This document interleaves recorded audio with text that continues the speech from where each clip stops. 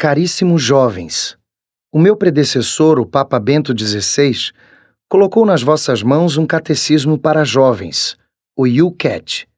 Hoje eu gostaria de vos entregar outro livro, o DoCat, que contém a doutrina social da Igreja. No livro está escondido o verbo inglês to do. O DoCat responde à pergunta como agir. É como um manual de instruções que nos ajuda com o Evangelho, em primeiro lugar, a transformarmos-nos a nós mesmos. Depois, a transformarmos o nosso ambiente mais próximo e, por fim, o mundo inteiro. Na verdade, com a força do Evangelho, podemos transformar realmente o mundo. Jesus diz: "O que fizerdes a um dos meus irmãos pequeninos, é a mim que o fazeis." Muitos santos sentiram-se profundamente tocados por esta passagem da Escritura. São Francisco de Assis mudou por isso radicalmente a sua vida. Santa Teresa de Calcutá converteu-se por causa destas palavras. E Charles de Foucault confessou: "Não há em todo o Evangelho nenhuma palavra que tenha exercido mais influência na minha vida do que esta. Tudo o que fizerdes a um dos meus irmãos pequeninos, é a mim que o fazeis." Quando penso que esta palavra saiu da boca de Jesus, a palavra eterna de Deus, que diz isto é o meu corpo, isto é o meu sangue. Como me vejo então chamado a procurar e a amar Jesus, sobretudo nos pequenos, nos mais pequenos. Queridos amigos jovens, só a conversão do coração pode tornar mais humana a nossa terra cheia de terror e de violência. E isso significa paciência, justiça, prudência, diálogo, integridade, solidariedade com as vítimas, com os pobres e os ainda mais pobres, dedicação sem limites, amor que vai até a morte pelos outros. Se tiverdes compreendido isto profundamente, então, como cristãos comprometidos, podereis transformar o mundo. O mundo não pode continuar como está. Se hoje um cristão passa ao lado da necessidade dos mais pobres dos pobres, na realidade não é cristão. Mas não podemos fazer mesmo nada para que a revolução do amor e da justiça se torne realidade em muitas partes deste torturado planeta? A doutrina social da Igreja pode ajudar muitos homens. Sob a competente direção dos cardeais Christoph Schönborn e Reinhard Marx, foi constituído um grupo de trabalho para apresentar aos jovens a mensagem libertadora da doutrina social católica, com o qual colaboraram conhecidos cientistas e também jovens. Jovens católicos de todo o mundo enviaram as suas melhores fotografias. Outros jovens deram os seus pareceres sobre o texto, formularam questões ou apresentaram sugestões e contribuíram assim para que o texto possa ser bem compreendido. A doutrina social chama a isto participação. O próprio grupo aplicou a si mesmo um importante princípio da doutrina social. Foi assim que o DoCat se tornou uma excelente orientação para a ação cristã. Aquilo a que atualmente chamamos doutrina social católica teve a sua origem no século XIX. Com a industrialização, emergiu um capitalismo brutal, uma espécie de economia que aniquila os seres humanos. Grandes industriais, sem consciência, fizeram com que as pobres populações agrícolas trabalhassem duramente com salários de miséria em minas ou em fábricas sem condições. Havia crianças que já não viam a luz do dia.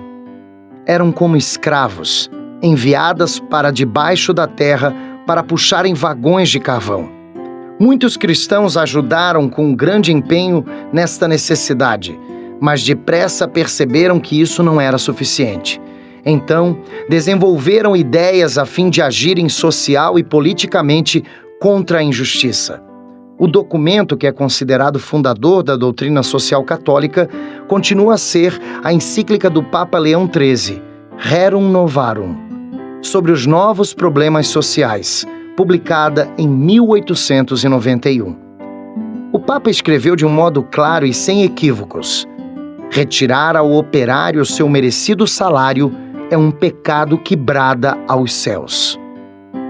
A Igreja empenhou toda a sua autoridade para lutar pelos direitos dos operários. Porque as necessidades dos tempos assim o exigiam, a doutrina social católica foi, com o passar dos anos, enriquecida e apurada. Muitos debates se realizaram sobre a comunidade, a justiça, a paz e o bem comum. Foram elaborados os princípios da personalidade, da solidariedade e da subsidiariedade, que o Ducat também explica.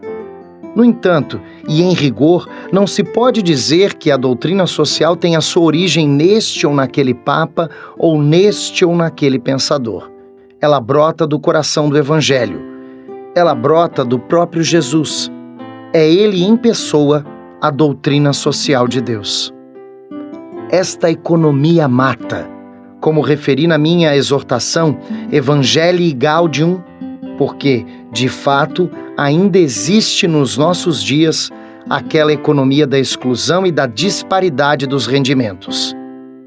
Há países onde 40% ou 50% dos jovens estão sem trabalho. Em muitas sociedades, os idosos são rejeitados, porque aparentemente não têm valor e já não são produtivos.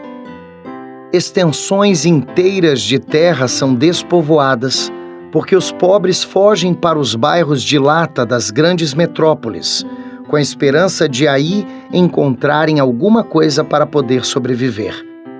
A lógica produtiva de uma economia globalizada arruinou as modestas estruturas econômicas e agrícolas das suas regiões. Cerca de 1% da população mundial possui, em média, 40% da riqueza mundial, e 10% da população mundial possui 85%. Por outro lado, pertence à metade da população mundial aproximadamente 1% deste mundo. 1,4 mil milhões de homens vivem com menos de €1 por dia. Quando hoje vos convido a conhecer realmente a doutrina social da Igreja, não estou imaginando grupos que se sentam a discutir debaixo de uma árvore. Isso é bom, fazer isso, mas o meu sonho é maior. Eu espero que 1 milhão de jovens, mais ainda, que uma geração inteira seja, para os seus contemporâneos, uma doutrina social em movimento. O mundo só mudará quando homens com Jesus se entregarem por ele, com ele forem para as periferias e para o meio da miséria. Ide também para a política e lutai pela justiça e pela dignidade humana, sobretudo dos mais pobres. Todos vós sois a Igreja. Trabalhai para que esta Igreja se transforme, para que seja viva, porque se deixa interpelar pelos gritos dos desprovidos de direitos, pelos clamores dos que sofrem todo tipo de necessidade e daqueles pelos quais ninguém se interessa. Ponde-vos, portanto, vós mesmos em movimento. Se muitos colaborarem nesta ação comum, então as coisas irão melhorar neste mundo e os homens poderão sentir que o Espírito de Deus age através de vós. E talvez então vós sereis como tochas que tornam mais claro para esta humanidade o caminho para Deus. Por isso, dou-vos hoje este excelente livro, para que ele acenda em vós um fogo. Eu rezo por vós todos os dias. Rezai também por mim. Sempre vosso, Papa Francisco, pela voz de Diego Fernandes.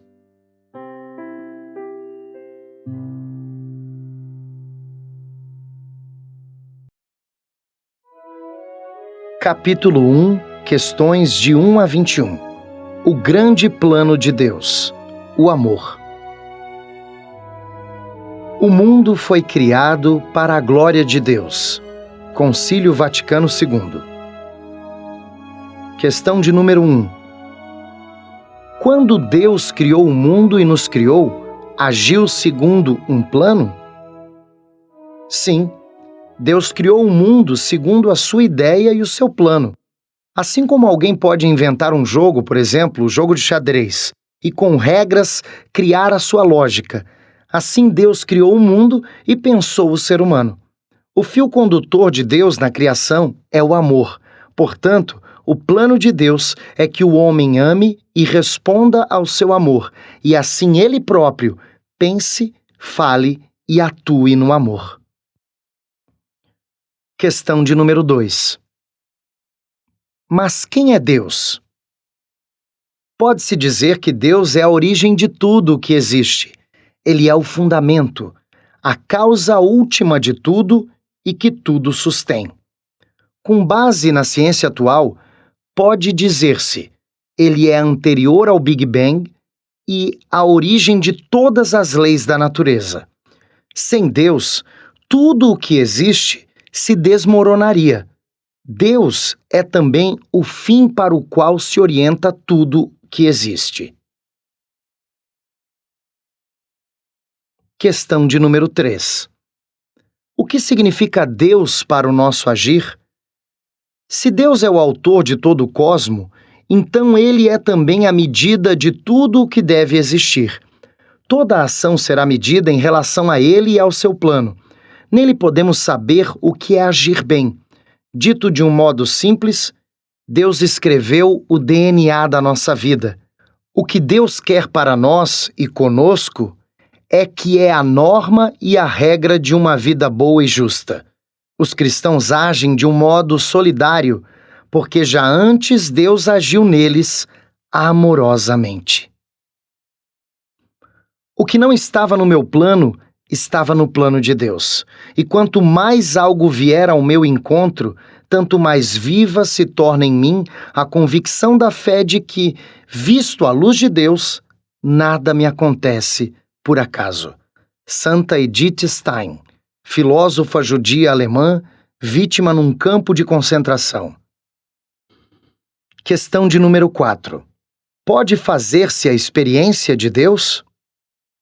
Se refletires sobre ti mesmo, depressa vais perceber que não te fizeste a ti mesmo. Ninguém te perguntou se querias na realidade existir ou não. De repente, estavas aí. O que a seguir descobres é que afinal existes. Hoje, amanhã ou depois de amanhã, a tua vida chegará ao fim. Mesmo tudo aquilo que está à tua volta algum dia também deixará de existir. Apesar disso, tu podes pensar o infinito, algo que existe, mas que nunca passará. Mesmo se tu estás envolvido exclusivamente por coisas passageiras, sentes o desejo daquilo que é infinito e eterno. Tu desejas que algo de ti permaneça. Como seria triste se todo o mundo tão belo não passasse de um registro momentâneo, que brilhasse sem sentido e que de novo mergulhasse no nada. Somente se Deus realmente existe é que podes estar junto dele em segurança. E o mesmo se diga a respeito de toda a criação. A ideia e a saudade de Deus pertencem à natureza humana. O desejo do infinito e do absoluto encontra-se em todas as culturas. Questão de número 5. Por que é que Deus criou o homem e o mundo? Deus criou o mundo por superabundância de amor. Ele deseja que o amemos como Ele nos ama. Ele quer reunir-nos na grande família da sua igreja. Questão de número 6. Se Deus criou o mundo por amor, então por que é que está cheio de injustiça, de opressão e de sofrimento? Deus criou o mundo bom em si mesmo, mas o mundo afastou-se de Deus, revoltou-se contra o seu amor. A Bíblia explica isso na história do pecado original de Adão e Eva. Os homens é o que explica a história da construção da Torre de Babel. Quiseram ser como Deus. Desde então, há uma falha no mundo, um princípio destruidor. A partir daí, nada mais foi como tinha sido planejado por Deus. Mesmo as nossas decisões atuais contribuem para que exista neste mundo injustiça, opressão, sofrimento. Muitas decisões falsas traduzem-se às vezes em estruturas do mal e do pecado. O indivíduo age, portanto, dentro de um sistema que é no seu todo mau e injusto, e por isso não é nada fácil sair dele, quando, por exemplo, como o soldado, é obrigado a tomar parte numa guerra criminosa. Questão de número 7. Por que é que Deus concedeu ao homem a possibilidade de fazer o mal? Deus criou o homem para amar, mas ninguém pode ser forçado a amar. O amor pressupõe sempre a liberdade. Portanto, o homem deve ser livre para que possa realmente amar. Quando existe autêntica liberdade, existe também a possibilidade de uma decisão fundamentalmente falsa. De fato, os homens podem estragar a própria liberdade. Questão de número 8. Deus deixa o homem sozinho depois de o homem ter se afastado dele? Não. O amor de Deus jamais passará. 1 Coríntios 13, versículo 8. Deus segue-nos, procura-nos nas nossas cavernas e esconderijos. Deseja entrar em contato conosco. Ele deseja mostrar-nos quem Ele é. Questão de número 9. Como é que Deus se deixa encontrar? Deus deixa-se encontrar na medida em que nos mostra, ou, dito por outras palavras, se nos revela. É verdade que temos naturalmente uma ideia de Deus e podemos, pela reflexão, conhecer que Deus existe. Mas permanece oculto ao nosso entendimento saber como Deus é exatamente. Quais os seus pensamentos e os seus planos? Para isso, Deus tem de se comunicar a nós tal como Ele é. Não faz isso na medida em que nos envia uma ideia, um livro ou um sistema político, mas enquanto se faz homem em Jesus Cristo. Nele, Deus revelou-se de um modo total e definitivo. Deus fez-se homem para que o homem compreenda quem Deus é. Jesus é a linguagem de Deus. Questão de número 10.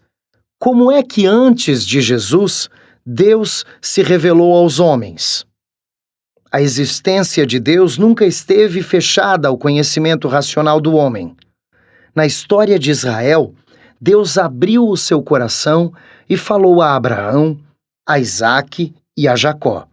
Deus encarregou Moisés de libertar o seu povo da escravidão no Egito e repetidamente chamou profetas para falarem em seu nome. Questão de número 11. Como é que o povo de Israel responde à revelação de Deus? Uma vez que Deus é conhecido, nada pode permanecer como era. O povo de Israel mostra isso claramente através da aliança que Deus estabelece com ele. Sinais desta aliança são os 10 mandamentos que Deus transmite a Moisés no Monte Sinai. Êxodo 19 a 24. Se nos orientamos pelos mandamentos e procuramos agir de um modo correto, esta é a nossa resposta à inclinação amorosa de Deus para conosco.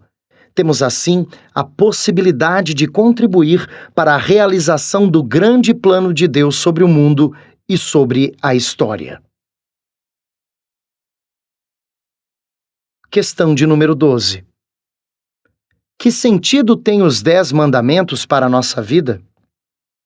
Nos 10 mandamentos, Deus coloca nas nossas mãos os princípios imutáveis de uma vida reta pelos quais nos podemos orientar. Surge assim um mundo tal como Deus o pensou. Neles tomamos conhecimento dos nossos deveres. Por exemplo, não devemos roubar nada a ninguém, e ao mesmo tempo tornam-se claros os nossos direitos. Também a nós ninguém deve roubar nada. O conteúdo dos 10 mandamentos é semelhante ao direito natural, ou seja, ao que está inscrito no coração de cada homem como representação de um agir reto. Neles estão prescritas as formas de comportamento universalmente obrigatórias para todos os homens e culturas. Por isso é que os 10 mandamentos constituem também as regras fundamentais para a vida em sociedade. O que me causa cada vez mais admiração é isto.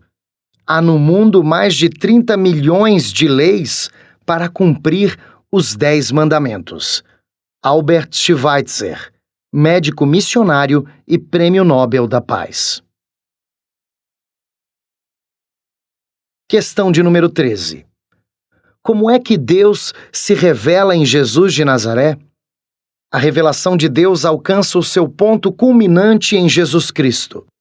Na sua pessoa como homem e como Deus, o amor de Deus revela-se na sua forma mais absoluta e inultrapassável. Nele, a palavra de Deus fez-se carne, como é relatado no princípio do Evangelho segundo São João. Em Jesus Cristo, torna-se visível e mesmo corporalmente tangível quem é Deus e como ele vem ao encontro do homem. Por isso, ele pode dizer: quem me viu, viu o Pai. João, capítulo 14, versículo 9. Cristo foi igual a nós em tudo, menos no pecado. Por isso, Jesus é o homem ideal, o homem segundo o grande plano de Deus. Jesus viveu aquilo que Deus quer, o amor. Ser cristão significa aproximar-se o mais possível de Jesus. Pelos sacramentos, conseguimos a mais íntima ligação com Jesus. Tornamo-nos corpo de Cristo. Questão de número 14. O que é o novo mandamento do amor no Novo Testamento? A regra de ouro: comporta-te a respeito dos outros como queres ser tratado por eles, é uma norma de vida reta conhecida em muitas culturas, mas é ainda mais incisivo o mandamento do amor no Antigo Testamento. Ama o teu próximo como a ti mesmo. Levítico, capítulo 19, versículo 18. Jesus reforça e concretiza o mandamento do amor mútuo na medida em que o vincula a si mesmo e à doação da sua vida. Amai-vos uns aos outros como eu vos amei. João, capítulo 15, versículo 12. Este amor é orientado tanto para a comunidade como para a pessoa. Cada um conta como uma pessoa única e insubstituível, amada por Deus. E pelo amor, cada um é referido ao outro. O amor de Deus é o princípio de uma civilização do amor.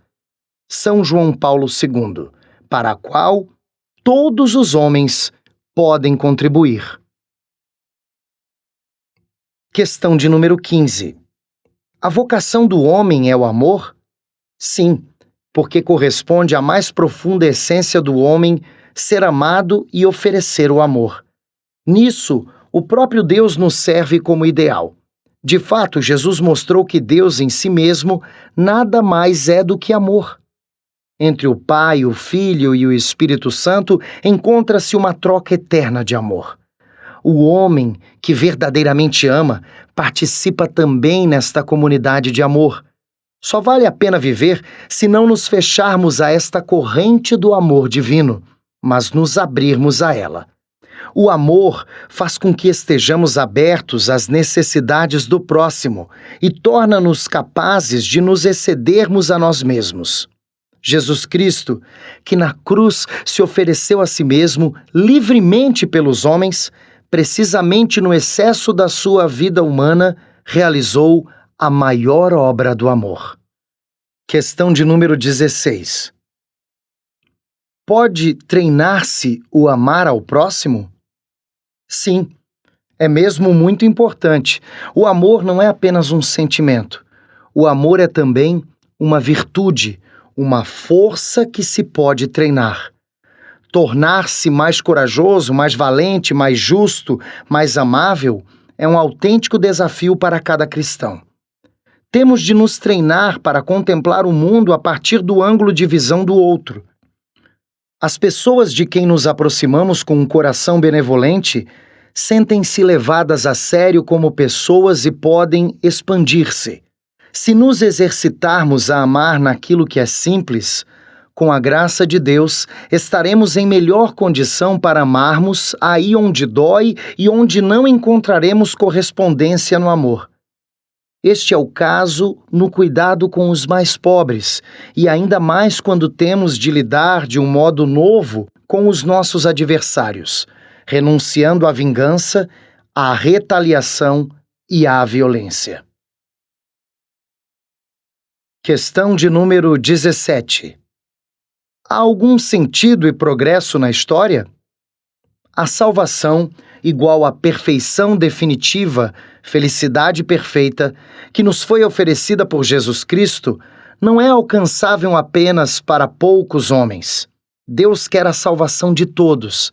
Esta salvação liberta o homem em todas as suas dimensões, como corpo e espírito, na sua história terrena, pessoal e social, e para sempre no céu. Esta salvação irrompe já na história, portanto, neste tempo no qual nos encontramos. No entanto, só alcançará a sua perfeição na eternidade. Por isso, devem criticar-se todas as ideologias políticas que prometem a salvação já para esta terra. No entanto, porque somente no céu é que vamos encontrar o paraíso, isso não significa consolação nem desprezo do mundo. Pelo contrário, a partir da esperança na vida eterna, podemos modelar o mundo, aqui e agora, na justiça e no amor. Nada do que aqui e agora fazemos é inútil, mas é assumido e tem consequências para a eternidade. Parece-me que ninguém pode fazer algo de bom quando se procura a si mesmo. Santa Teresa de Lisieux, carmelita e doutora da Igreja. Questão de número 18. Como se chega a uma mudança da sociedade? A mensagem bíblica, a revelação de Deus, transforma-nos em todos os sentidos. Recebemos outra visão do mundo e da nossa sociedade. O início de todas as alterações começa no coração humano.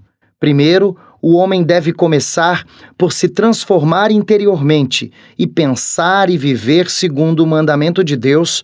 Só então é que ele pode agir exteriormente. A conversão do coração, pela qual o homem deve sempre esforçar-se, é realmente o começo de um mundo melhor. Só assim saberemos como é que as instituições e os sistemas devem ser transformados e melhorados. Questão de número 19. Por que é que o núcleo do pecado é a alienação do homem? Enquanto olhar para si mesmo de um modo egoísta, o homem se atrofia. Nós somos feitos de tal modo que não nos bastamos a nós mesmos.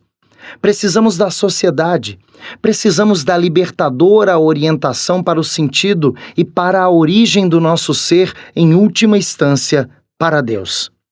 Temos de sair de nós mesmos, porque fomos criados para o amor. Na medida em que amamos, nessa medida excedemo-nos a nós mesmos em direção aos outros e, em última instância, em direção a Deus. Fechar-se em si mesmo é sinônimo de pecar. Quem não ama ou não pode amar, vive na autoalienação. Isso vale também para toda a sociedade, onde o consumo e a produção, a sobrevivência técnica têm a prioridade. Aí a falta de solidariedade e de real humanidade. Tal sociedade não está para o homem, mas o homem para a sociedade. Questão de número 20. Qual é a missão da Igreja no grande plano de Deus? O grande plano do amor de Deus é a redenção e a salvação de todos os homens pelo seu Filho Jesus Cristo. A igreja existe porque Jesus nos convidou para estarmos com Ele numa profunda e redentora comunhão. Esta comunidade, o corpo de Cristo, é a igreja. Pelo batismo e pelos outros sacramentos, pertencemos a Cristo e por Ele recebemos uma vida nova e eterna. Pela escuta da palavra de Deus, seguimos a sua vontade. A igreja é o lugar no qual o homem se pode desenvolver no amor de Deus. A igreja não tem um fim em si mesma. Ela é responsável pelo homem e pela sociedade e deve, com a sua ação, contribuir para a paz e para o desenvolvimento da família humana. Questão de número 21. O reino de Deus já está visível na igreja? A igreja existe para que no mundo haja lugar para Deus, para que Ele possa habitar nele e para que o mundo seja o seu reino. Joseph Ratzinger. Com Jesus Cristo, o reino de Deus irrompeu realmente no mundo. Onde quer que seja que os sacramentos sejam administrados, o mundo velho do pecado e da morte é vencido e transformado na sua raiz, e rompe uma nova criação. O reino de Deus torna-se visível.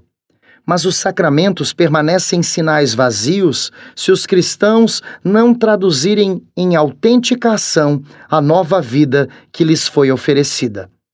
Ninguém pode ir para a comunhão e ao mesmo tempo recusar o pão aos outros.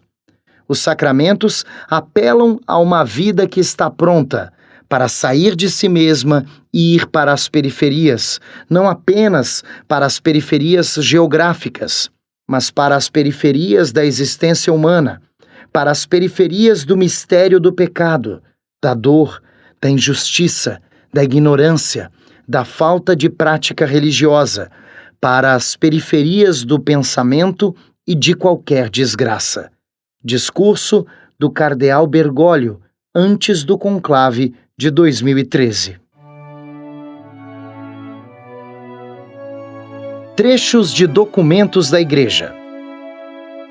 Capítulo 1. O amor. Mater et Magistra. A caridade cristã. Quando somos animados pela caridade de Cristo, nós conhecemos os laços que nos unem aos outros e sentimos como próprias as necessidades, os sofrimentos e as alegrias alheias. Por conseguinte, a ação de cada um, qualquer que seja o objeto dela e o meio em que se exerce, não pode deixar de ser mais desinteressada, mais vigorosa e mais humana. Pois a caridade é paciente, é benigna, não busca os seus próprios interesses, não folga com a injustiça, alegra-se com a verdade, tudo espera, tudo suporta. 1 Coríntios, capítulo 13, versículos de 4 a 7. João 23, encíclica Mater et Magistra, de 1961, parágrafo 255. Redemptor hominis. A caridade tem um nome. O Deus da criação revela-se como Deus da redenção, como Deus fiel a si próprio, fiel ao seu amor para com o homem e para com o mundo, que já se revelara no dia da criação. E este seu amor é amor que não retrocede diante de nada daquilo que nele mesmo exige a justiça. E por isso o Filho, que não conhecera o pecado, Deus tratou-o por nós como pecado. E se tratou como pecado aquele que era absolutamente isento de qualquer pecado, fê-lo para revelar o amor que é sempre maior do que tudo o que é criado, o amor que é Ele próprio, porque Deus é amor. E, sobretudo, o amor é maior do que o pecado, do que a fraqueza e do que a caducidade do que foi criado, mais forte do que a morte. É amor sempre pronto a erguer e a perdoar, sempre pronto para ir ao encontro do filho pródigo, sempre em busca da revelação dos filhos de Deus, que são chamados para a glória futura. Esta revelação do amor é definida também misericórdia. E tal revelação do amor e da misericórdia tem na história do homem uma forma e um nome. Chama-se Jesus Cristo. João Paulo II, encíclica Redemptor Hominis, de 1979, parágrafo 9. Redemptor Hominis. O homem não pode viver sem amor. O homem não pode viver sem amor. Ele permanece para si próprio um ser incompreensível e a sua vida é destituída de sentido se não lhe for revelado o amor. Se ele não se encontra com o amor, se ele não o experimenta e se não o torna algo seu, próprio, se nele não participa vivamente. E por isso, precisamente, Cristo Redentor, como já foi dito, revela plenamente o homem ao próprio homem. Esta é, se assim é lícito exprimir-se, a dimensão humana do mistério da redenção. Nesta dimensão, o homem reencontra a grandeza, a dignidade e o valor próprios da sua humanidade. No mistério da redenção, o homem é novamente reproduzido e, de algum modo, é novamente criado. Ele é novamente criado. Não há judeu nem gentil, não há escravo nem livre, não há homem nem mulher. Todos vós sois um só em Cristo Jesus. O homem que se quer compreender a si mesmo profundamente, não apenas segundo imediatos, parciais, não raros superficiais e até mesmo só aparentes critérios e medidas do próprio ser, deve, com a sua inquietude, incerteza e também fraqueza e pecaminosidade, com a sua vida e com a sua morte, aproximar-se de Cristo. Ele deve, por assim dizer, entrar nele com tudo o que é em si mesmo. Deve apropriar-se e assimilar toda a realidade da encarnação e da redenção para se encontrar a si mesmo. Se no homem se der este processo profundo, então ele produz frutos, não somente de adoração de Deus, mas também de profunda maravilha perante si próprio.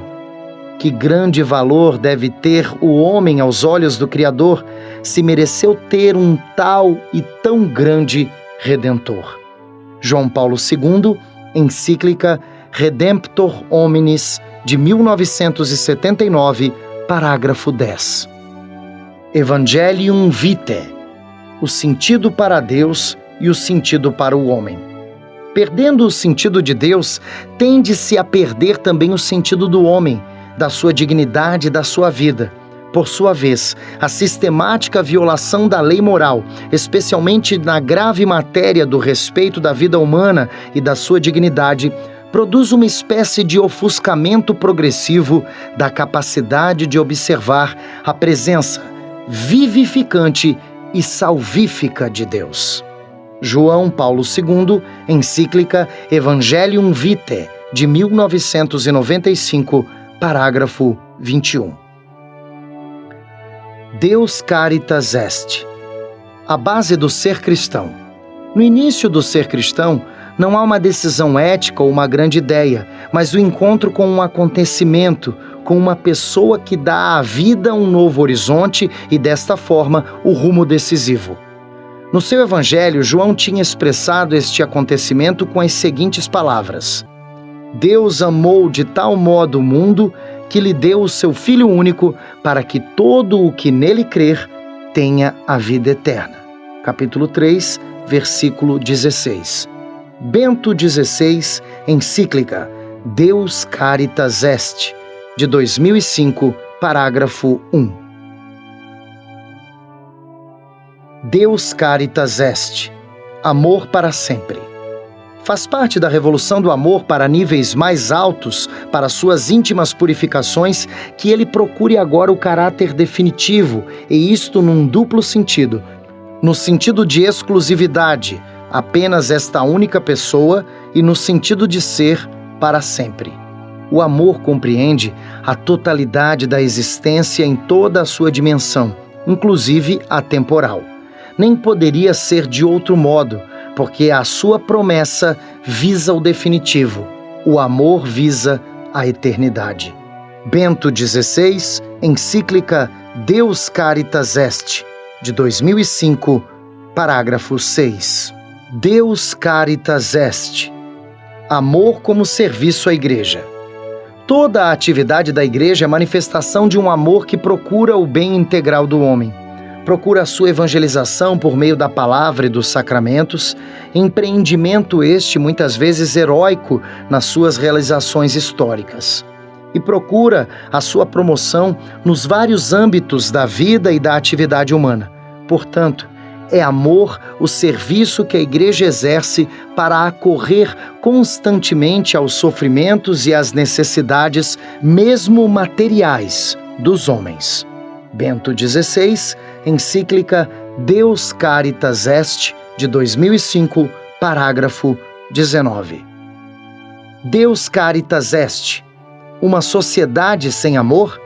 O amor, caritas, será sempre necessário, mesmo na sociedade mais justa. Não há nenhum ordenamento estatal justo que possa tornar supérfluo o serviço do amor. Quem quer se desfazer do amor, prepara-se para se desfazer do homem enquanto homem. Haverá sempre sofrimento que necessita de consolação e ajuda. Haverá sempre solidão. Também existirão sempre situações de necessidade material para as quais é indispensável uma ajuda na linha de um amor concreto ao próximo. Um Estado que queira prover a tudo e tudo a sambarque torna-se, no fim de contas, uma instância burocrática que não pode assegurar o essencial de que o homem sofredor, todo homem, tem necessidade: a amorosa dedicação pessoal. Bento XVI, encíclica Deus Caritas Est, de 2005, parágrafo 28. Caritas in veritate. O amor como valor central. A caridade é a via mestra da doutrina social da Igreja.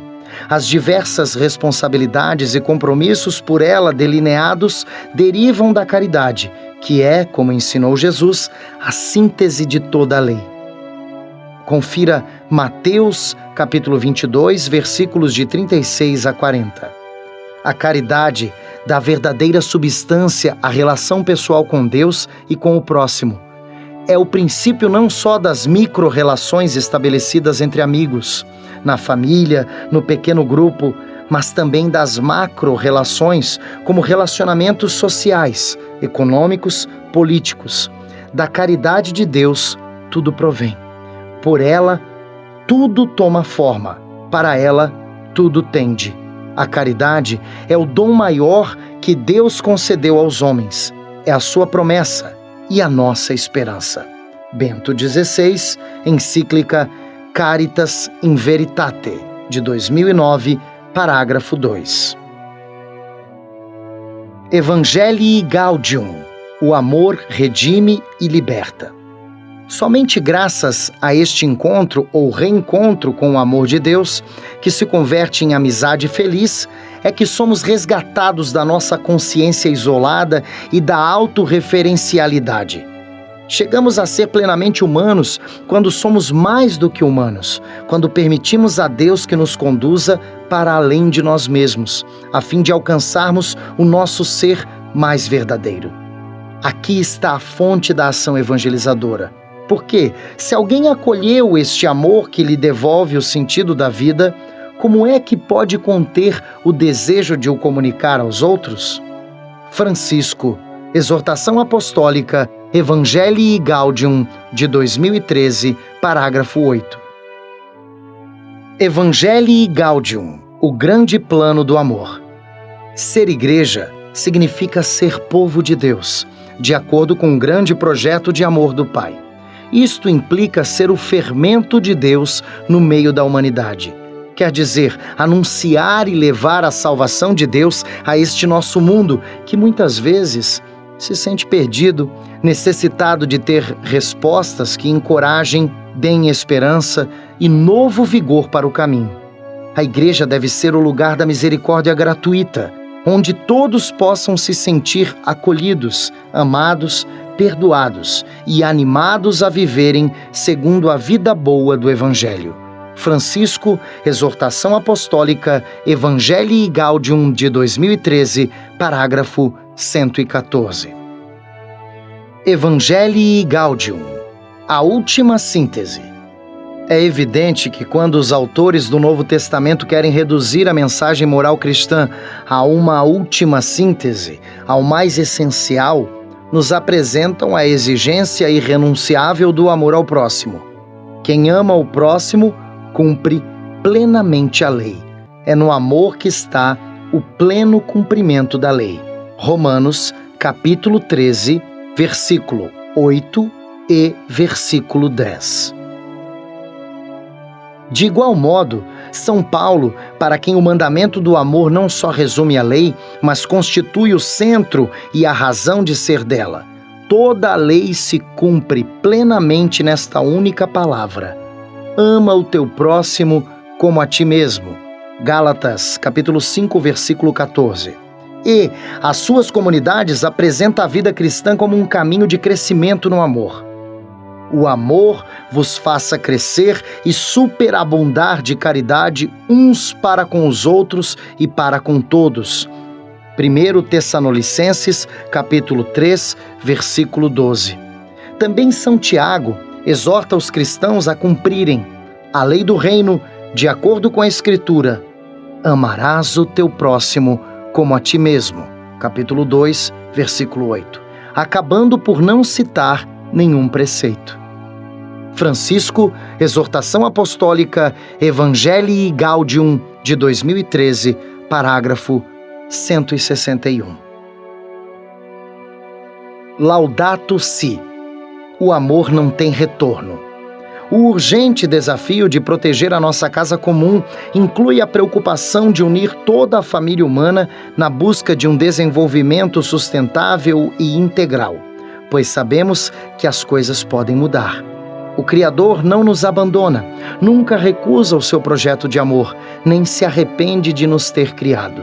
A humanidade possui ainda a capacidade de colaborar na construção da nossa casa comum.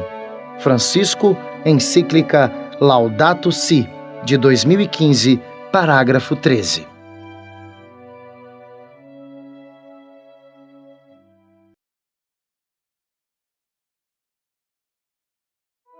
Capítulo 2. Questões de 22 a 46. Juntos somos mais fortes, a Igreja e a sociedade. Faz todo o bem que puderes, com todos os meios, de todos os modos, em todos os lugares, em todos os tempos, por todos os homens, por todo o tempo que puderes. John Wesley, conhecido como John Wesley Rule. Questão de número 22. Por que é que a Igreja tem uma doutrina social? O homem é profundamente um ser social. Tanto no céu como na terra, é dependente da comunidade. Já no Antigo Testamento, Deus dá ao seu povo uma ordem humana e mandamentos com os quais podia viver bem e em justiça. A razão humana pode distinguir as relações justas das injustas, que são necessárias para a construção de uma ordem justa. Em Jesus, podemos ver como a justiça só pode ser cumprida no amor. As nossas representações atuais de solidariedade são inspiradas no amor cristão ao próximo. Questão de número 23. O que visa a doutrina social? A doutrina social tem dois objetivos. Primeiro, enfatizar as obrigações da ação social e justa, tal como aparecem no Evangelho. Segundo, protestar em nome da justiça, sempre que estruturas sociais, econômicas ou políticas contradizem a mensagem do Evangelho. A fé cristã tem um conceito claro da dignidade do homem e daí deduz determinados princípios, normas e valores que permitem uma ordem social livre e justa. Se são tão claros os princípios da doutrina social cristã, então devem ser sempre aplicados às atuais questões sociais. Na aplicação da sua doutrina social, A Igreja torna-se a defensora de todos aqueles que, por diferentes razões, não podem erguer a sua voz e que, não raramente, são os mais fortemente atingidos por estruturas injustas. Questão de número 24. Quem é que define a doutrina social da Igreja? Na origem da doutrina social estão envolvidos todos os membros da Igreja, segundo as suas tarefas e carismas. Os princípios da doutrina social foram formulados em importantes documentos eclesiais. A doutrina social é doutrina oficial da Igreja. O magistério da Igreja, o Papa e os bispos que estão em comunhão com ele, recorda à Igreja e à humanidade como é que devem ser formadas empresas socialmente justas e pacíficas. Não é possível que a morte por hipotermia de um idoso sem abrigo não seja notícia, enquanto o é a descida de 2 pontos na bolsa. Isso é exclusão. Não se pode tolerar mais o fato de se jogar comida no lixo quando há pessoas que passam fome. Isso é desigualdade social. Papa Francisco. Questão de número 25. Como surgiu a doutrina social da Igreja? Ninguém pode ouvir o Evangelho sem se sentir socialmente interpelado. Com a expressão doutrina social, entendem-se, todavia, aquelas declarações sobre questões sociais que o magistério da Igreja pronunciou desde a encíclica Rerum Novarum do Papa Leão XIII. Com a industrialização, surgiu no século XIX uma questão social totalmente nova. A maior parte dos homens já não estava ocupada na agricultura. Esperamos que você tenha gostado desta prévia. Para continuar ouvindo este audiolivro no Google Play Livros, use o link na descrição do vídeo.